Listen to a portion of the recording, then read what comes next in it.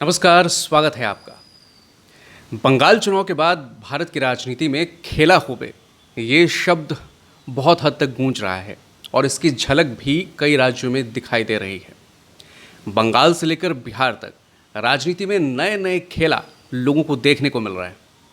सबसे पहले बात हम बिहार की करेंगे और हमारे साथ इस वक्त मौजूद हैं बेहद अनुभवी और राजनीतिक शास्त्र के प्राध्यापक डॉक्टर विजय कुमार वर्मा जी। उनसे हम जानेंगे कि बिहार की राजनीति में लोक जनशक्ति पार्टी में जो कुछ हो रहा है, कभी अपने आप को मोदी के भक्त कहने वाले चिराग पासवान के साथ जो हो रहा है और जिस तरह उनके चाचा ने ही उन्हें चित कर दिया है, ये किस ओर इशारा कर रहा है?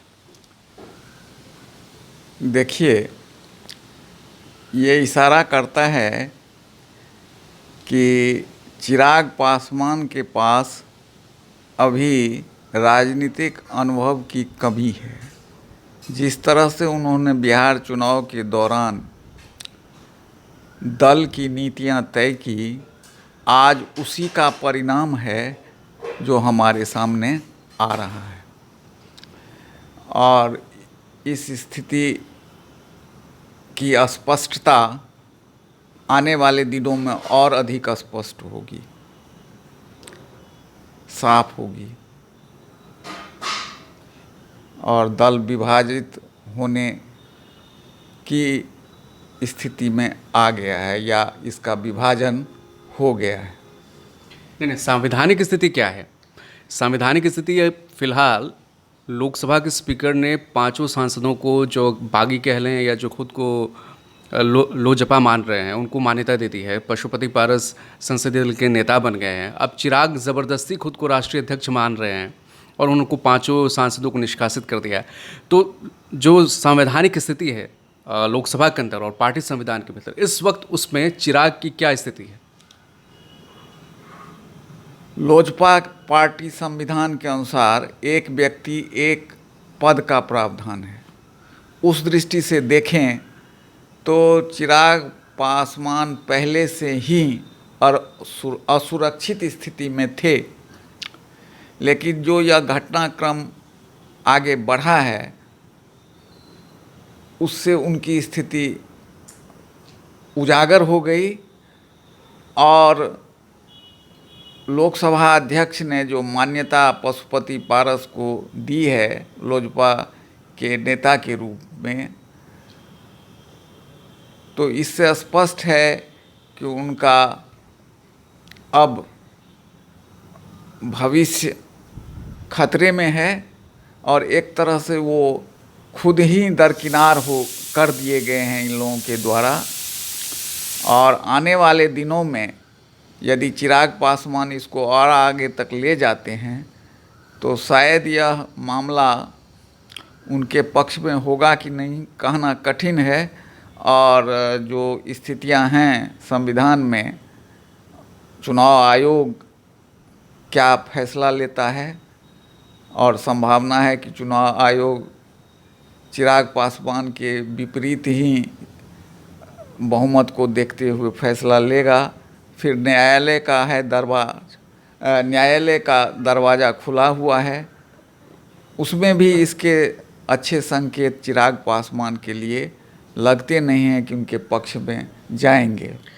तो मेरा सवाल ये है कि बिहार की जो राजनीति रही है, खासकर चुनाव से पहले और अब चुनाव के बाद, चुनाव से पहले चिराग को कहीं ना कहीं जो अंदरूनी कलह है रही एनडीए में, जिसमें ये भी कहा जा रहा था और ये भी बात उस वक्त कही जा रही थी कि बीजेपी ही परोक्ष रूप से चिराग को भड़का रही है और चिराग तभी मोदी के हनुमान होने का दावा कर रहे थे और उनका मकसद ये था कि नीतीश का विरोध करके जेडीयू की सीटें कम की जाएं और ख़ुद को इस स्थिति में लाया जाए ताकि लोजपा बीजेपी के साथ मिलकर सरकार बनाए और नीतीश के मुख्यमंत्री पद की जो दावेदारी थी उसमें व्यवधान हो सके।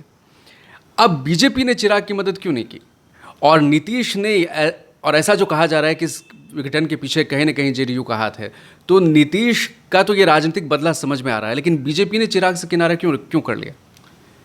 देखिए, बीजेपी चिराग को समर्थन देकर अपनी स्थिति और अधिक असुरक्षित नहीं करना चाहता है।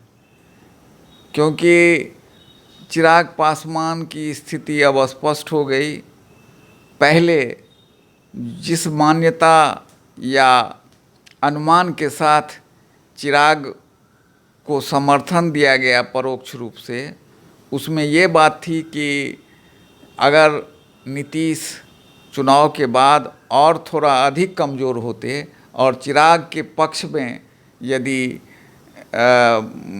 स्थिति बनती और अधिक सीटें जीतकर ये आते तो बीजेपी उसका लाभ उठा सकती थी और नीतीश को दरकिनार कर सकती थी, परंतु ऐसा हुआ नहीं। तो बीजेपी क्यों इस तरह का अपरिपक्व कदम उठाएगी और चिराग पासवान को समर्थन देगी? इससे उनको क्या फ़ायदा होने वाला है? फायदा तो नहीं होगा। लेकिन ये लोजपा जो है वो पार्टी के हैं या परिवार के हैं? उसमें तो 5 सांसद में से 4 पार्टी के 4 परिवार के ही लोग सांसद हैं। और लोजपा के प्रत्याशी जब रामविलास पासवान जिंदा थे तो उस वक्त वो अपने दामाद, बहू, बेटा सब परिवार में ही सारे टिकट बंट जाया करते थे। तो ये तो पार्टी नहीं, परिवार का विघटन है। और अब इसका बिहार की राजनीति पर क्या असर है? क्योंकि अब जब बीजेपी जब शाहनवाज हुसैन को और कई दिग्गजों को बिहार में ला रही है और नीतीश उस तरह से एग्रेसिव या उस तरह से वो फ्रंट फुट पे नहीं दिख रहे हैं। वो तो चुनाव के बाद कह चुके थे कि बीजेपी जिससे मुख्यमंत्री बनाना चाहे बना दे, क्योंकि जेडीयू तो बीजेपी से नीचे हो गई, अब बड़े भाई से बीजेपी से छोटे भाई की भूमिका में आ चुकी है। तो इस राजनीतिक विघटन का बिहार की राजनीति पे क्या असर है? बिहार की राजनीति में नीतीश कुमार का पक्ष मजबूत हुआ है और नीतीश कुमार ने जो चाहा सो धीरे से, चुपके से कर दिया, टेसिटली। इस स्थिति में अब चिराग के लिए कोई भूमिका नहीं है। एकमात्र सदस्य था जिसको पहले नीतीश ने अपने दल में मिला लिया है और ये रिक्तता की स्थिति है। जो चिराग यह मानकर चले थे कि हम बिहार में इतनी सीटें लाएंगे कि भाजपा के साथ मिलकर नीतीश की जगह ले लेंगे, वह तो उलट गई। सारी स्थिति उनके विपरीत गई। ऐसी स्थिति में चिराग के लिए भविष्य बहुत अधिक उज्जवल दिखता नहीं है। हाँ, उन्हें ना तो माया मिली है ना राम मिले हैं। अब हनुमान कहते रह गए, लेकिन राम ने भी साथ नहीं दिया। मोदी जी खामोश है, बीजेपी खामोश है। लेकिन जेडीयू क्या ये कोशिश कर रही है कि जो बीजेपी इस वक्त बड़े भाई की भूमिका में है, चाहे कांग्रेस को तोड़कर और लोजपा को तोड़कर, जो कि अभी चर्चाएं हो रही हैं, तो उसे तोड़कर थोड़ी अपनी संख्या बढ़ाई जाए और बीजेपी को थोड़ी सी बाएं दिखाई जाए? कोई भी राजनीतिक दल यही चाहेगा कि उसकी स्थिति मजबूत रहे और उसकी मजबूती बढ़े। तो इसमें कोई अस्वाभाविक बात नहीं है। वो ऐसा कर सकते हैं, ऐसा सोच सकते हैं। ऐसा करेंगे या सोचेंगे, यह आने वाला समय बताएगा। तो 2 मई दीदी गई, एक मोदी जी बंगाल की रैली में जोर शोर से कहते थे 2 मई दीदी गई, और रैली में ज़ोरदार तालियां गूंजती थी और दीदी दीदी की बातें कहते वक्त भीड़ बहुत आह्लादित होती थी। लेकिन 2 मई के बाद तो बीजेपी ही चली गई। लेकिन भले ही बीजेपी 3 से 77 सीटें जीती, लेकिन वहाँ मुकुल राय ने पोस्ट चुनाव खेला करते हुए बीजेपी का दामन छोड़कर वो टीएमसी में शामिल हो गए। और कल राज्यपाल के साथ जब शुभेंदु अधिकारी मिलने पहुंचे तो बीजेपी के 24 विधायक उस मीटिंग से नदारद रहे। तो ये बंगाल का जो खेला है, ये किस ओर इशारा कर रहा है? ये इशारा कर रहा है कि बीजेपी के लिए जो उनका सपना था वह अभी तुरंत पूरा होने वाला नहीं है। उनके लिए आगे संघर्ष का बड़ा रास्ता है और उसको उनको तय करना है, तभी कुछ हो सकता है। इस स्थिति में अब जबकि बंगाल चुनाव के परिणाम आ गए हैं और ममता बनर्जी पहले से अधिक सीटें लाकर यह तय कर दिया कि जनता उनके साथ है, तो बीजेपी जो सोच रही थी और जो घोषणाएं कर रही थी उनका जो हश्र हुआ सबके सामने है। इसे आप विडंबना कहेंगे या क्या कहेंगे कि बीजेपी के विजय रथ को रोकने वाला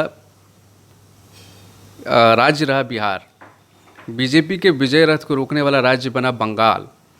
बिहार के जो खेवनहार हैं सुशासन बाबू नीतीश कुमार, जो कभी डीएनए के नाम पर बीजेपी से नाता तोड़ चुके थे, वो एक बार फिर कुशासन के नाम पर बीजेपी के साथ मिले हैं और बंगाल में जो है वो ममता भी मजबूती से उभर कर आई हैं। तो बीजेपी के लिए 2022 में जब यूपी में चुनाव होने वाले हैं तो इस और 7 साल हो चुके हैं मोदी सरकार के, तो क्या बीजेपी के अहंकार या बीजेपी का जो वो दबदबा था, रुतबा था भारतीय राजनीति में, वो अब उसका भी दौर अब बदलने वाला है या बीजेपी अब कुछ नए अंदाज में अपने आप को सामने लाएगी राजनीति में? चूँकि बंगाल में करारी हार हुई है और बाकी सारा विपक्ष यही देख रहा है कि उन्हें एक मजबूत नेता मिल गया है ममता के तौर पे, जो मोदी को टक्कर दे सकती हैं। देखिए, जो आपने पूछा है वह तय होगा यूपी में भाजपा की स्थिति चुनाव में क्या रहती है। अगर यूपी चुनाव वो जीत जाते हैं और अच्छे बहुमत से जीतते हैं तो वैसी स्थिति में सो दबदबा फिर से कायम हो सकता है, लेकिन अगर वह ऐसा नहीं कर पाते तो फिर तो उस पर प्रश्न चिन्ह गहरा जाएगा। और दिल्ली का रास्ता वैसे भी यूपी होके जा रहा है। हाँ, बिल्कुल बिल्कुल, बिना यूपी के दिल्ली दूर है। तो शुक्रिया बहुत बहुत हमसे बात करने के लिए। तो ये राजनीति है, राजनीति में खेला नहीं होगा तो फिर राजनीति कैसी होगी? तो खेला का सिलसिला भी जारी है और राजनीति भी जारी है। अगली बार किसी और मुद्दे पर आपसे बात होगी। धन्यवाद।